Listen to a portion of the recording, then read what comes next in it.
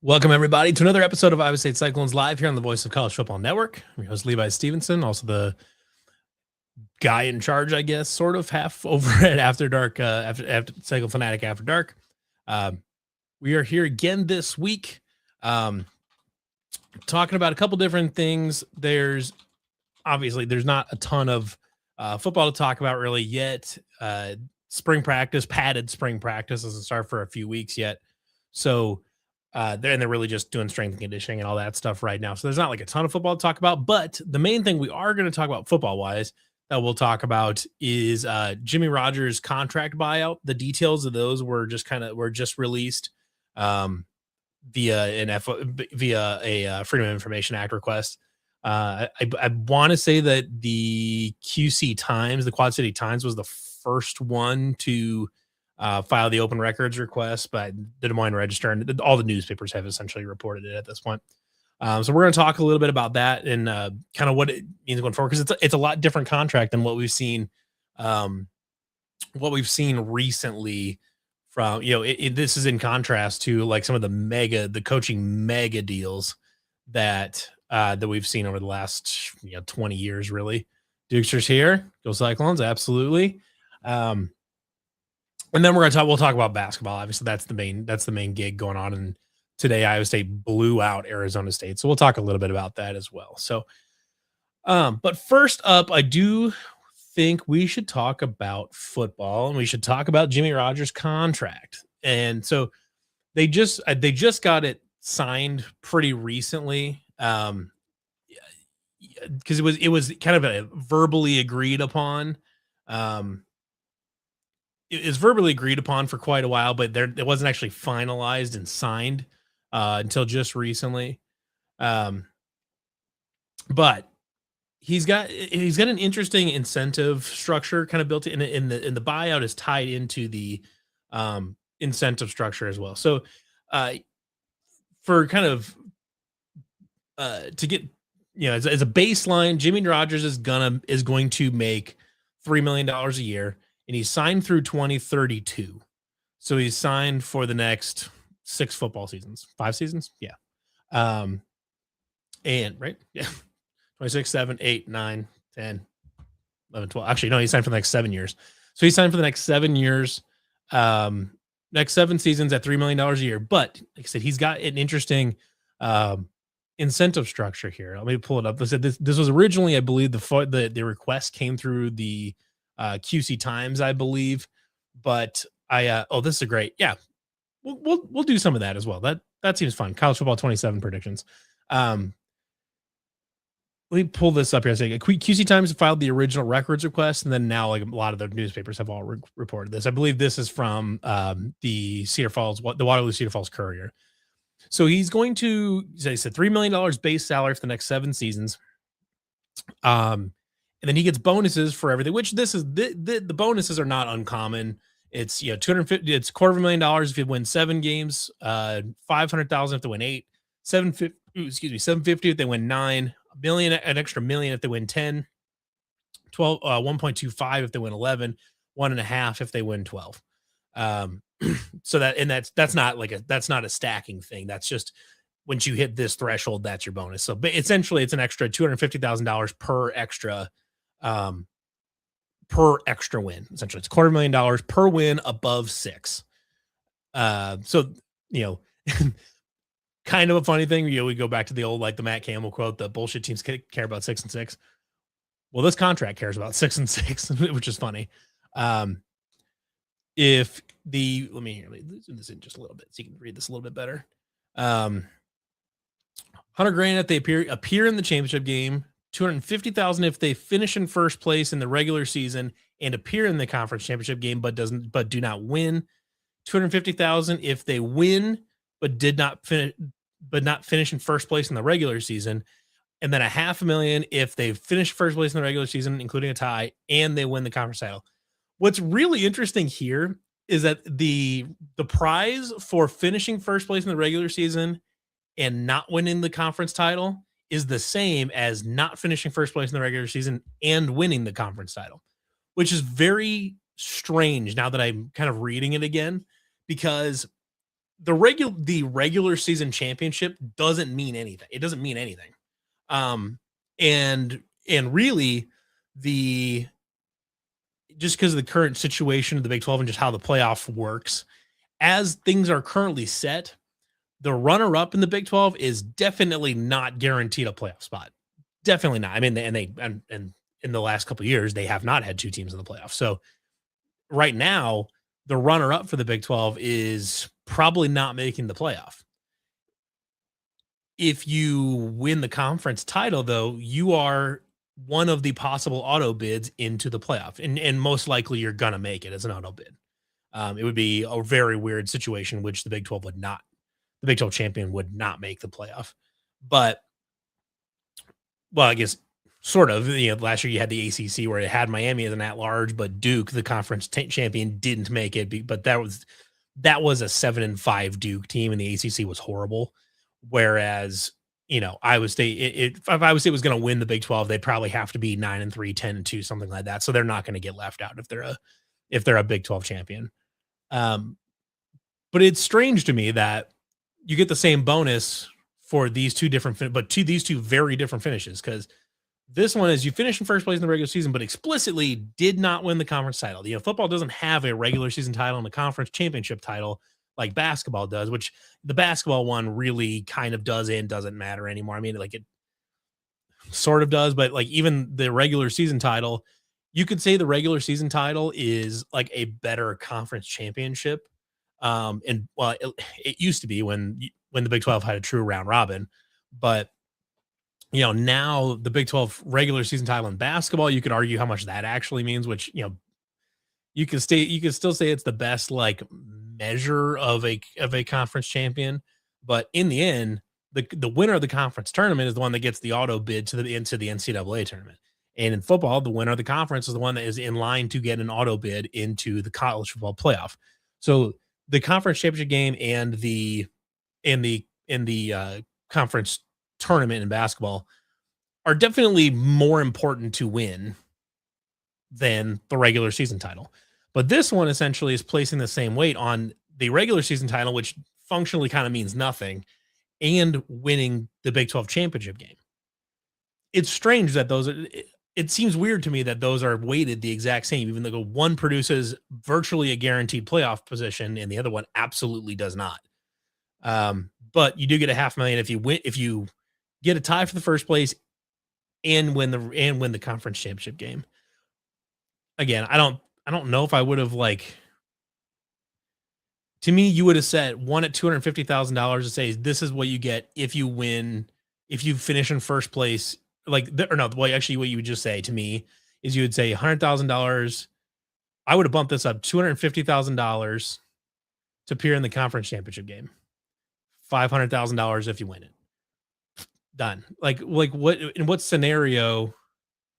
So this is $100,000 if ISU appears in the Big 12 championship game, or 250,000 if they finish in first place and don't win it.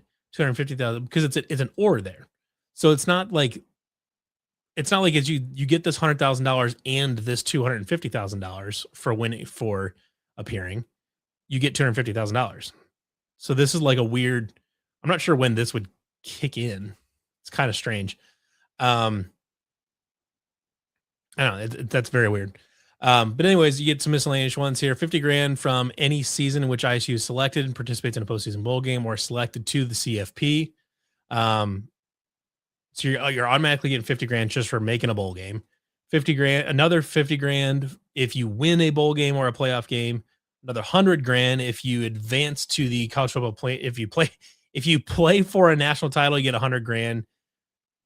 If you get 100 grand if you win the national title, and you get an extra 50 grand if you win Big 12 Coach of the Year.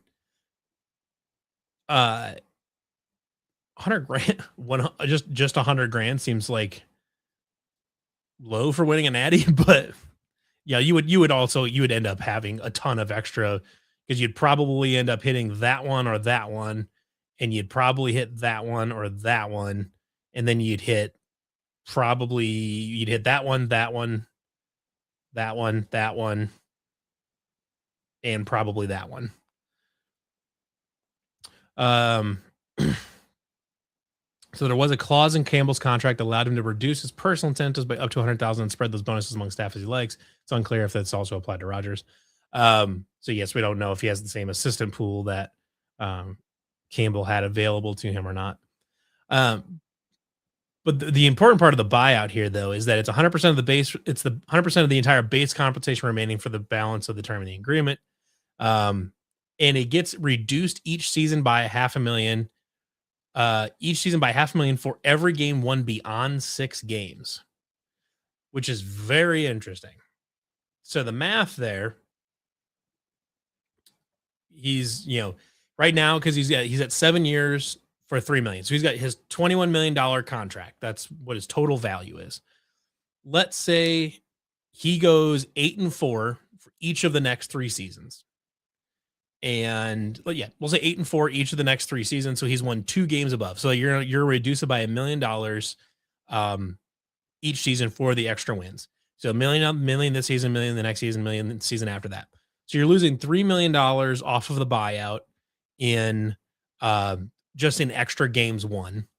And he would also be losing $3 million off the buyout each year on base salary. So he would lose 3, 6, 9, and then 12. So if he goes 8-4 for the next 3 years and then wants to leave, his buyout would be 22 million, 21 million of the original minus 12 million there. So you get to 9 million. So his buyout would be 9 million if he went 8-4 for the next 3 years.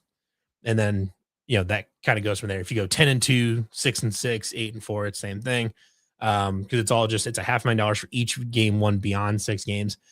I'm assuming that includes everything. So like if you were to win 11 games and make a college football playoff, then keep winning games and you end up winning, let's say 13 games in a season. Or let's say you go undefeated, you win a conference championship and you win a game in the playoffs. You win 14 games that season. You're going to lose $4 million off the buyout that season just in extra games won. So let's say that happens next season. Next season, Iowa State goes undefeated in the regular season, wins a Big 12 title, wins a playoff game. You're gonna have 14 wins. So you're gonna lose the 3 off of the original contract, plus another 8, plus another 4 million there. So you're gonna immediately lose $7 million off the buyout right there. So you're gonna go straight down to 14 million right after that. So you can read that as every 6 wins past a six game win average is an extra year's worth of buyout dropped off. It's an interesting structure that I think you're probably going to see that become more common. I think I would agree. I think Chris Williams at Cyclone Fanatic has suggested this on multiple occasions as well, that the massive coaching contracts with the massive buyouts are probably going to be going by the wayside, I think, because schools are like now that you have NIL and revenue sharing requirements and all this, schools just can't afford to be paying 15, 20, 30, 50 million, $100 million buyouts anymore. They just can't do it. Or at least most of them can't. The schools that have massive NIL reserves, massive like donor reserves, maybe, like Michigan, Ohio State, apparently Indiana, Tennessee, these schools that have massive NIL reserves, Penn State, they may still get away with doing these massive buyouts because they can afford them. Texas A&M, Texas, schools like that. But for a lot of other schools that don't have these massively rich donor bases, even a good chunk of the SEC, like Alabama, will not be able to get away with this probably. Alabama is sneaky not a rich school. They have a very rich, football history, but as far as just like average wealth of their donor base, it's not really a lot different from Iowa State. Really, it's a very blue collar fan base, very blue collar school. So they win a lot of football games, obviously, and they continue to get really great football players. I mean, they can get good NIL package. I mean, they have more NIL money than Iowa State does, but just because of they are Alabama. But if it was just about a, a donor base, their donor base really isn't any more wealthy than Iowa State's is. But you know, the medium and smaller schools need to be able to retain some level of flexibility because anymore programs really can't I don't programs really can't afford to really miss big on coaches anymore. For like Iowa State, this Jimmy Rogers hire is critical. It is critical that Jimmy Rogers works out. I think like the program survive like it can still be good down the road if Jimmy doesn't work out, but it's going to set you back for a while, and you will essentially kind of lose what you built with Matt Campbell. So what schools like Iowa State need to have is flexibility. So let's say in a few years down the road, it's very clear that it's not working out with Jimmy Rogers. And this is a hypothetical, obviously. A few years down the road, it's clear that Jimmy Rogers isn't working out. They're not, they're not hitting their goals at all. They're not making bowl games and stuff like that. They're not really ever, they're not, you know, they're consistently in the 3 to 5 wins. Maybe they jump up and get one bowl game, but they're mostly in the 3 to 5 win thing. Iowa State needs to have the flexibility to be able to make a change to preserve the integrity of the program and make sure that it doesn't it doesn't fall back into obscurity, because they've got a foundation now where you can build a perennial winner from where you're at right now. You can do that, but they absolutely cannot afford to let the program fall backwards because the coach's buyout is too big and they can't afford to pay that when if the time should come that needs to happen. So for the schools, it just doesn't make sense to have massive buyouts anymore. Uh, Even though you sure does it, would theoretically you staple a massive buyout and then Penn State wants to come, wants to come for Jimmy Rogers, or Ohio State wants to come for Jimmy Rogers, or whoever, Texas, somebody, some big rich school wants to come and get Jimmy Rogers. Theoretically, would them paying a $50 million buyout, would that give Iowa State some cash? Yeah, but it's more like, I mean, one, those big schools may not be willing to pay that massive buyout to the point where you may end up having to go to the negotiating table anyways to negotiate something lower. But you know, the, the other side of that is if it's not working out, you don't want to be stuck with a lame duck coach for multiple years because your program will start to die. And that's obviously not to say, that's not to say that, that's nothing to say about what's actually going to happen with Jimmy Rogers. I firmly believe that he's a good hire. I like the roster he's got together. I like the start that they have to this new era of Iowa State football. But to a certain extent, Iowa State has to protect itself. It has to be able to protect itself. Um, you know, so I just don't think a lot of coaches at, we'll call it, anything below like tier two, if you want to call it that. If you're calling tier one, that's your Texas, Ohio State, Michigan, Florida, Penn State, maybe maybe USC, probably Oregon, any really high end football school that also has a bunch of money. Then there's the next level. That's a high end football school that has, then your next tier would be either a high end football school that has like medium money, or it's a medium football school that has a lot of money. There's a number of schools that fall into this kind of range. Like Oklahoma is a high end school that has like medium to high money. They don't have tier one money, but they've got like tier two money, but they're a kind of they play tier 1.5 level football, but they have kind of tier two money. You know, um, Texas Tech Texas Tech has arguably maybe tier one money, tier 1.5 money. They play tier two, maybe tier three football. You know, You could probably throw Texas A&M into this. They play tier 2, tier 3 football, they easily have tier 1 money. You get the idea. Tennessee is probably in that category as well. They kind of play tier 2 football, tier 2 money. Anything that and below, maybe even just the step below that, you're gonna see more contracts like this that are more protective of the school and allow them more flexibility to make sure that they can always have the right person in charge running the program, and that they don't let a program fade where they are forced to hang on to somebody for for too long, because they just can't afford to get rid of them, basically. Um, we've seen what happens when programs hang on to coaches too long. We saw Iowa basketball hang on to Fran McCaffrey way too long. You could make an argument that Iowa is on the verge of hanging on to Kirk Ferentz too long. They keep winning games because the middle and bottom of the Big Ten is terrible, but you know, Oklahoma State hung on to Mike Gundy way too long. Yeah, we've you know we've seen what happens when programs keep coaches for too long, and they're not good anymore, and then the momentum of the program completely slips, and then your next hire after that becomes even more critical, because then now you're trying to rebuild and get back to where you were instead of just maintain and build from there.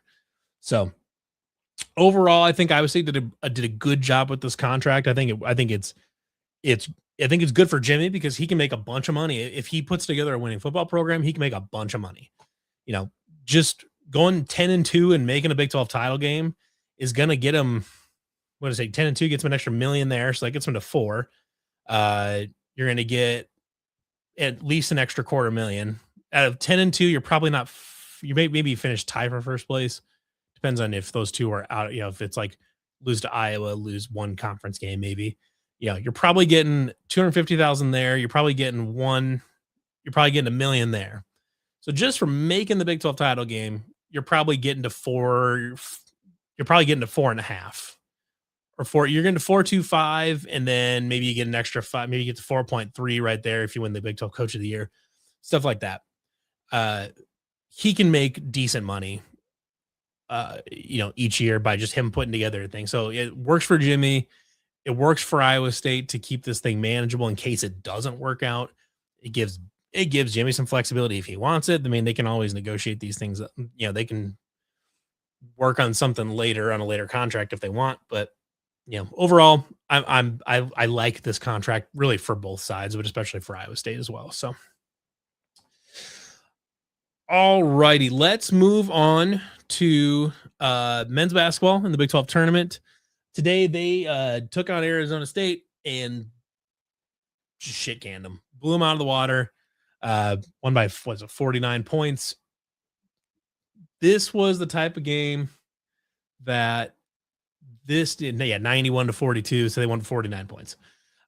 This was a type of game that Iowa State desperately needed after finishing the regular season, losing 3 out of 5. Now, granted, you lose all three to good teams, but and you lost one of them to the team you're playing tomorrow, which we'll talk about. But this was quite an antidote to what we'd been seeing. Obviously the second half of the Arizona State game was awesome. Went on that 24-0 run, and that was like, okay, that's great. But I know I was thinking it, and I'm sure there was a lot of other Iowa State fans that were thinking it, that you're kind of holding your breath a little bit to see if they can transfer that into a good game against Arizona State 4 days later. Are they going to be able to maintain something close to that level of play? It'd been hard to maintain that level of play, but can they build on that and kind of get back to the team that we know that they can be, which is a Final Four team, Final Four or better. And today they absolutely did. Bobby already get fired? I mean, I think that was kind of the speculation anyways, that Bobby Hurley was not, just because his contract is up. He technically didn't get fired per se. They just didn't renew his contract. Well, that's 11-year tenure at Arizona State is coming to an end. Look at that. Um, whatever. It's Bobby Hurley. I don't give a shit. um, but they they came out in this game. They were the aggressor. They were patient, but they were the aggressor and they were patient. They were playing in control. They took they took open shots that they worked hard to earn. The first, and especially the first chunk of the game, Arizona State couldn't even get a shot off. I think I want to say they turned it over in their first like 6, 7, 8 possessions, something like that. Arizona State was in hell. I mean, pretty much that entire game, frankly. But especially the first 8 to 10 minutes, Arizona State had a bad time. And part of this, and you could, if you watch them too, when you got in the deep, when you hit the depths of that skid there to end the season, it just didn't look like they were enjoying themselves. I mean, look at the first half against Arizona State. They go into the break down 4. And I think I may have even tweeted this, is like it just didn't look like they were having fun. Like it didn't look like they were just enjoying basketball anymore. That to where it just became unfun for them to do this. And they came out, put together that second half, and obviously that second half was a joyous thing to watch. It was very clear that that whole thing was just it lifted a weight off of their shoulders, and I mean you could just watch it in real time, and watching them relax and learn to enjoy the game of basketball again. And today we saw the manifestation of that, and we saw the difference being. I mean, Iowa State is always Iowa State was always a better team than Arizona State, and by a decent margin. But today, I thought Arizona State's one. Their effort was terrible. Like Arizona State was bad today, and it was they didn't make shots, they didn't rebound. Iowa State out hustled them, out skilled them, out executed them, outshot them. They right there, yeah, it was an ass beating when Iowa State could have just not come out of the locker room in the second half and they would have still won. That's an ass beating. Um, they obviously they doubled up Arizona State's score. It was a joyous occasion today watching those guys. What was great though is they were in control. The ball was flying around. The ball movement was awesome. They were doing a really good job working to get shooters to come off screens and get them open. And not only that, but the shooters were knocking them down. Milan Momcilovic, Jamarian Bateman, Taman Lipsey went 3 of 5. Killian Toure knocked down a 3. Uh, you know, a It was a great day from outside the arc today for Iowa State. But I think what really sold me on, okay, I think Iowa State might be back, is I saw a willingness to um, pass into the paint, not just into the paint, not just like dump into a Jefferson ISO on the block or something, like Jefferson post up on the block or something like that. It was they did still run some of those sets that I've complained about. Turn this into a wrestling bracket reveal show. I'm not prepared for that. I would, but I'm not prepared for that, unfortunately, Carson or Carter. So I apologize for that. I'm not quite prepared to do that. We probably will. We could do that actually. Maybe do a show for that. Something like that over on CF After Dark, and get Sam Phillips involved in that. And Jacob England. They do a really good job for us over there covering wrestling. But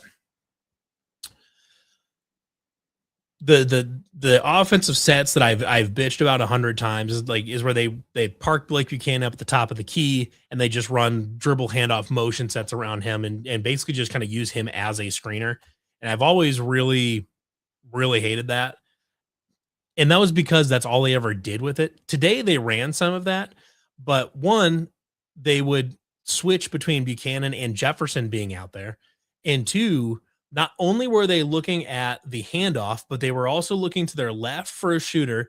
And they were also a number of times dumping it down and just giving a nice little loud pass, a nice little floater pass, down into the low block where Buchanan played or Jefferson was down there to try to finish around the hoop. And I thought they did a great job passing through traffic, finding angles to get the ball down to guys in the low block where they could finish around the rim. And that also led to, in combination with his effort and his physicality down low, Blake Buchanan having 17 points, 17 points, 6 rebounds, an assist, and a couple steals. Great game from him. Yeah, maybe his best game of the season. And part of it was because when he got the ball down low in the low block. Uh, he was physical. He was trying to dunk the ball regularly. I think there's probably what 5 or 6 dunks that he um obviously it was 3 or 4 dunks, but I'm pretty sure all of them were Blake Buchanan. So he attempted 4 dunks on there, and he was really good. He was physical. Dom Plata only took 4 shots, finished with 4 points, but I thought he played really well today too. I think he continues to evolve. He's becoming a better passer, becoming a solid defender down low and all that too.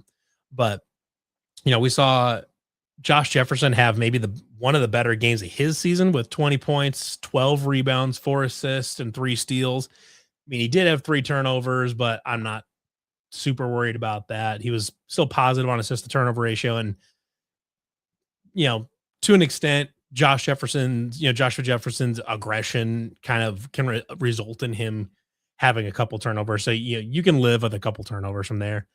From him, that's not a big deal. The other thing I like to see today as well is that they were able to establish a lot of good offensive rhythm, but the starters played till like the last minute or two. But even then, even though they played almost a normal amount of minutes with the main rotation, Tamin Lipsy had 30 minutes. Josh Jefferson had 31, Milan Momcilovic had 31, Blake Buchanan had 25, Killian Toure had 21. Nate Heisey was 16. Jamarian Bateman was 21. Dom Plata was 15.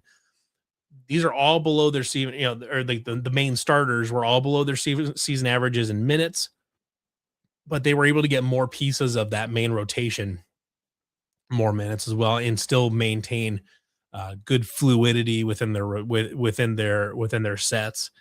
And I tell you what, when you can get a when you can get 3 of 5 from Tamin Lipsy from behind the arc, that makes Iowa State a very, very dangerous team offensively, because you have Jamarian Bateman and Milan Momcilovic is the best shooter in college basketball. It's not really debatable, and you could probably make a pretty good argument that he's one of the better, probably top 5, top 10 shooters of the last 20 years in college basketball. And you also have Jamarian Bateman out there who's very dangerous from deep. And when those two are on the floor, you can focus on them and still shut down other parts of the offense. What we saw today, I want to say it was Taman's second 3. They had kicked the ball around, then moving the ball around quite a bit, and then they kicked it back out to, I think it might have been off an offensive rebound. They kicked it out to Milan Momcilovic, who then kind of started pump faking. A defender that was sitting in the corner on Taman had to flash up and contest Milan's shot, and just kicked it right over there, wide open. Taman in the corner. Taman just knocks it down. That shot was a miss the last month. Just was.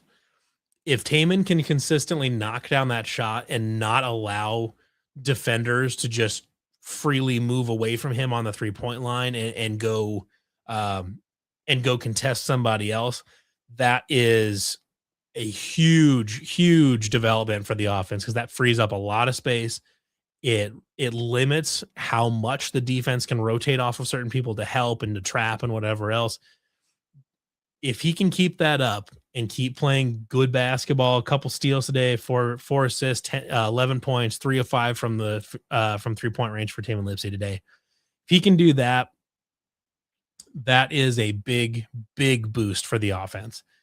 Killian Toure knocking down a 3 today, I think is great for his confidence. I hope that helps his confidence. I don't need him to all of a sudden start taking 4 or 5 a game. I don't. If he's wide open, take it. But I don't need him like hunting for threes or anything like that, or really looking for that shot. Because part of it too with Nate Heisey, who did not attempt a shot today, but I thought made a bunch of important plays, especially on rebounding and assisting. And then Killian Torrey was also a very good passer, especially in the lane. He would drive and then kick down to Blake Buchanan in the low block. When those two guys, those two guys aren't shooting a lot, if the way that they're passing today, they're being uh, willing, effective, and it's the word I'm looking for. Their passes have a plan behind them. They're not just passing. There's a stretch there where especially Killian Toure, he he's running the motion, he's just passing the guys around the perimeter. He wasn't making passes that had a bunch of purpose behind them.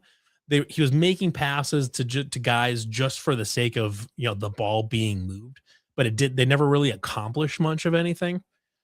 But today we saw him, drive and, like I said, kick down to Blake Buchanan or Joshua Jefferson, or kick it out to the 3-point line. His passing was very purposeful today, along with just being an active passer. And when Iowa State's passing throughout the entire lineup is active, it's purposeful, and it's frequent, the offense can really cook because you've got a couple different really dangerous shooters. Obviously, Joshua Jefferson is capable of knocking down threes. He went 1 of 4 today.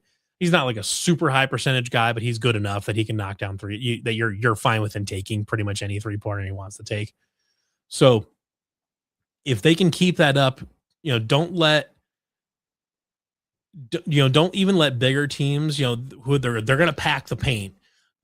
Don't let that be the thing that bogs down your offense. Texas Tech is not that team. They're guard heavy. They're not very deep.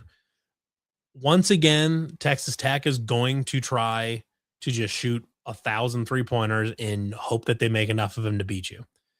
And in Ames, it paid off. It worked for them. They shot 58% from the field, like 50% or 49 or 50% from three on a lot of attempts. They've knocked down some crazy jumpers. I don't think they'll shoot that well again. And even that game, Iowa State had a chance to kind of squeak back in that and win it. And then Texas Tech just made some big, shots down the stretch. Jermaine Bateman is going to be a problem in future seasons. Mark words. Jermaine Bateman's a problem right now.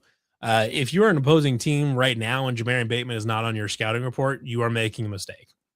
Because he's not only a shooter, but he's been effective in driving the lane.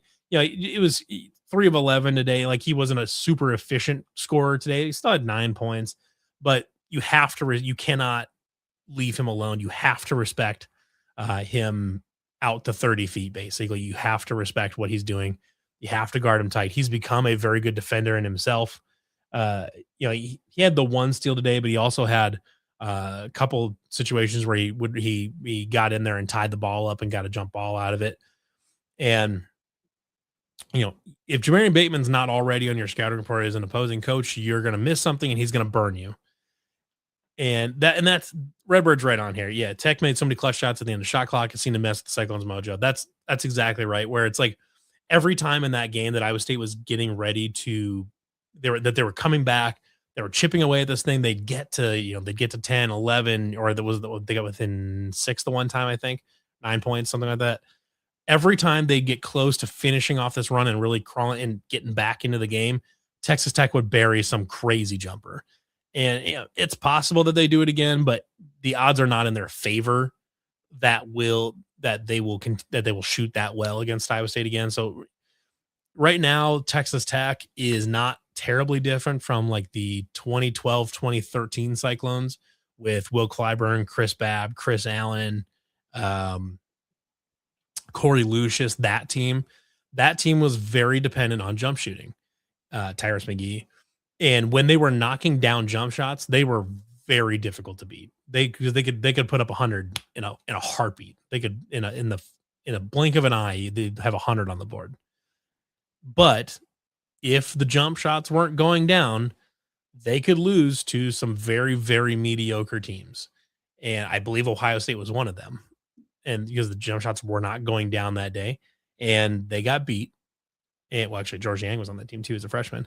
But they got beat, and that was because that team was very, very heavily reliant on jump shots. And right now, that's where Texas Tech is. They're still a good team defensively. They've still remained, they've still remained pretty efficient offensively, but they're kind of playing with fire here a little bit with how they want to score the ball. And if I was taking remain patient, don't get discouraged if they bury a couple, they may bury a couple contested fall away jumpers at the buzzer. Don't let that, affect you mentally, and don't let that change your approach on either end of the floor. You just keep playing your game. I would say it is a deeper team. I would argue they're more talented, and they have a better base to build on, where obviously doesn't have to be reliant on jump shots to win the game. It obviously helps when you can get Momcilovic open. He went 4 of 8 today, which I believe drops his 3-point percentage just a touch. He's still above 50%. So unfortunately for him, 50% from three on 8 attempts will drop his percentage just a touch. But you know, when you have those two really good shooters on the floor, and then a couple other, you know, Joshua Jefferson and Tamin Lissy, where they're kind of streaky. Sometimes they have really good games. Sometimes they just go 1 of 5 or something like that, or they go 0 of 4 or something. If you can have your shooters going, if you can, especially if you can keep the ball moving around, don't get bogged down. There's literally no reason to ever get into these ISO situations. I I hope they do not fall back on tendency to do that, because I hope they don't fall into the trap of Texas Tech's depth. Because when Texas Tech played at Hilton Coliseum, they got into some major foul trouble. One guy fell down, a bunch of them were at 4. And what you don't want to do, though, is you don't want to fall into the trap of just trying to foul bait and basically trying to get them in foul trouble, trying to get them fouled out, because Texas Tech's a smart team. They're a well-coached team. Eventually they will figure out how to not they'll figure out how to play defense on you without fouling.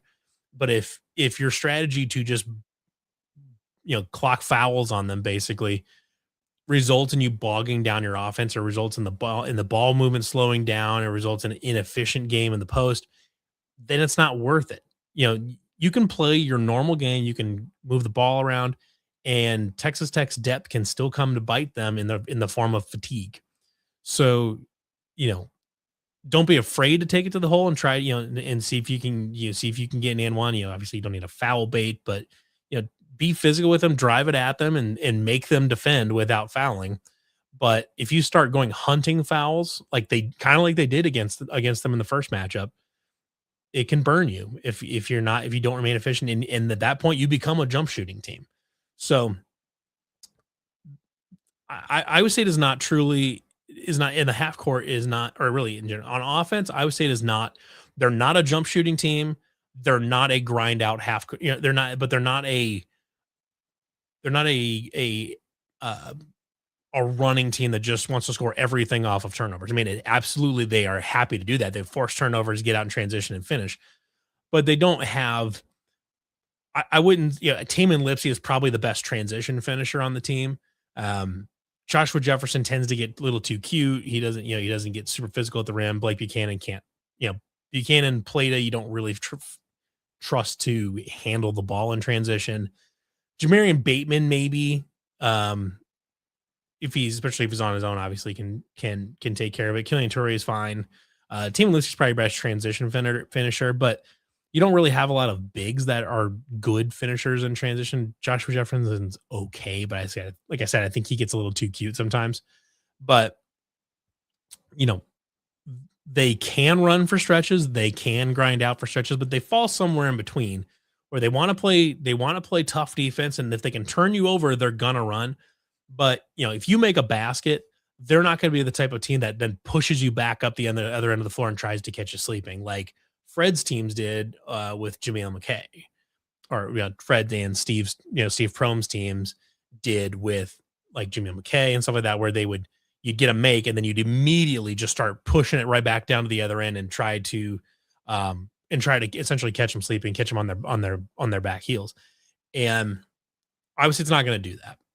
They'll take their transition opportunities when they can get them, especially when they can force them with defense. But after a make, they're going to come down. They're going to try to grind out a half court possession with you. Where you get into a problem is when they try to do too much of either. Because if they try to run too much, they can get sped up, and then they start making weird decisions. The passing's not as crisp. The spacing gets muddied up because guys aren't where they're supposed to be. They don't know where they're supposed to be. They don't know where the pass is supposed to go. Or if they slow down too much, they end up getting in these weird, like, ISO sets that, they just don't have a great isolation basketball player. They have guys that can win some one-on-one stuff. Taman can take somebody off the dribble. Joshua Jefferson can score in the post, but it's not something that you want to rely on a lot. Are these ISO situations?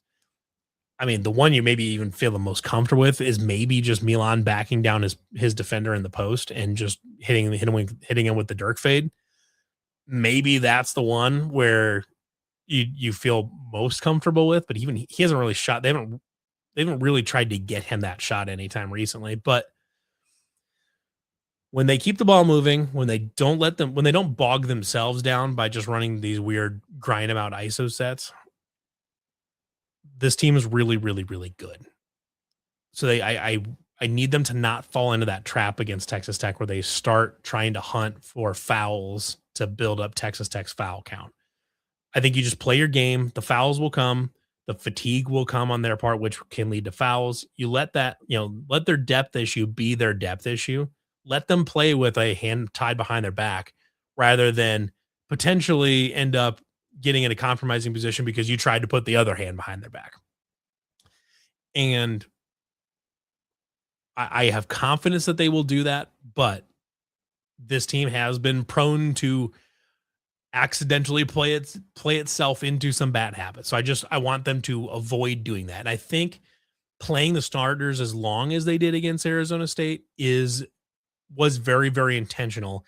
That these guys have not, for the last since the Houston game, these guys have not had any fun playing basketball. They haven't played well. They have had almost zero rhythm on offense.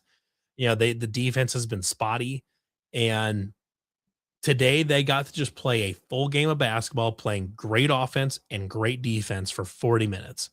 And I love that they left them in to continue to build on that for when they got to go play Texas Tech. And if they win that, they got to go play Arizona. So I support the decision to keep the starters and keep the main rotation going as long as they did, to just try to preserve as much of that momentum, as much of that rhythm as they possibly could. Do I think Milan might stay? I think there's a decent chance he stays. In the end, he's not a first round pick, only because he's a shooting specialist. He shoots. In the NBA, they're gonna park him at the 3-point line and he's just gonna shoot threes. That's what he's gonna do. And that's valuable in the NBA, but it's not first round pick material. So he's not gonna be a first round pick. If he's a second round pick, that means you're probably on some sort of two-way contract. Depending on what the financials look like, he might be able to make more money just staying at Iowa State. He does not really have anything to prove at Iowa State. Like, we already know he's the best shooter in college basketball. He's probably the best shooter maybe in school history. I mean, the only other one, maybe Fred. And maybe, if you're on pure 3-point shooter, then, maybe Tyrus McGee or somebody like that. But if you're just talking about shooter of the basketball, Fred is maybe the one that you look at as maybe the main contender. But, Milan doesn't have a lot left to prove at the college level. Maybe if they get to a Final Four and then lose close, maybe he decides he wants to try to run it back quick. But obviously, even if he does that, Joshua Jefferson and Taman Lipsey are both gone. But I do think that the chances are, I don't know if it's a coin flip, but I do think there's a decent chance that he sticks around, because I think it could just make financial sense for him to do that. And I just, maybe it's enough time to, maybe it's just he just likes playing college basketball. I don't know. Like Taman Lipsey said, is I'd play it. He said he'd play at Iowa State forever if his body let him. And if he could have unlimited years of eligibility, he'd just play at Iowa State forever. And I wouldn't blame him one bit. Milan might just like playing college basketball. And I know in our society, we're obsessed with trying to push people up the ladder of success as fast and as quick as they can. But some people just like doing their own thing. Some people just like playing college basketball, and that's okay. Just because he could make the NBA, just because he could make more money, doesn't mean he has to. Doesn't mean that's what he wants to do. Maybe he just wants to play college basketball. Jake Sullivan was good. he was also a 3-point specialist, but he was never nearly as good as Tyrus McGee or Milan Momcilovic were. Actually, I could probably find out. Let's see here. But you're right. Jake Sullivan was very good at Iowa State as a shooter. Let's see. Jake Sullivan was a career 43%, 42.4% shooter. His career high was his sophomore season, shot 47% on, 47% on four and a half attempts a game, basically. By his senior season, he was at 6.5 attempts per game, but down to 38%. In contrast with Milan Momcilovic, who, let's pull him up. He is currently obviously having the best season of his career. He is on 7.5 attempts a game and shooting dead nuts 50%. So that is pretty dramatically better than Jake Sullivan. And Tyrus McGee also led the NCAA in 3-point percentage his senior season. So no disrespect to Jake Sullivan, but he's just not in the conversation with Milan Momcilovic and Tyrus McGee as far as best shooter in school history. Like I said, I think the percentage wise isn't all there, but he also played an era that didn't really they didn't know how to find the best shots. So, Fred was obviously awesome. He led the NBA in 3-point percentage one year. Fred was a great shooter too. But I think Iowa State is currently favored by 4.5 over Texas Tech. I think that's a lot of respect for Iowa State, and I think it's earned respect for Iowa State after the way they played today, showing that they might be, like I said, they might be back. And I think Vegas sees Texas Tech shooting in Hilton in the last matchup. I think they see that as a little fluky, and I think they're probably right. So I like Iowa State in this situation because I think Texas Tech is playing with fire, and odds are that they're just not going to shoot the ball as well as they did in Hilton. Iowa State's playing better now, and they're also looking for revenge on this one. They're trying to prove to everybody that they're the team that we always thought they were, and they're just trying to get revenge for this team that beat them, that beat them in Hilton and gave them their first loss in a couple seasons. So give me the Cyclones tomorrow. Give me them by like 8 or 10, I think. So all right, I think we'll wrap her up for this week. I really appreciate everybody tuning in. I really appreciate all the comments, all the conversation, and we will be back again next week. I think I'm going to try to be back to my normal Tuesday next week. We'll see, and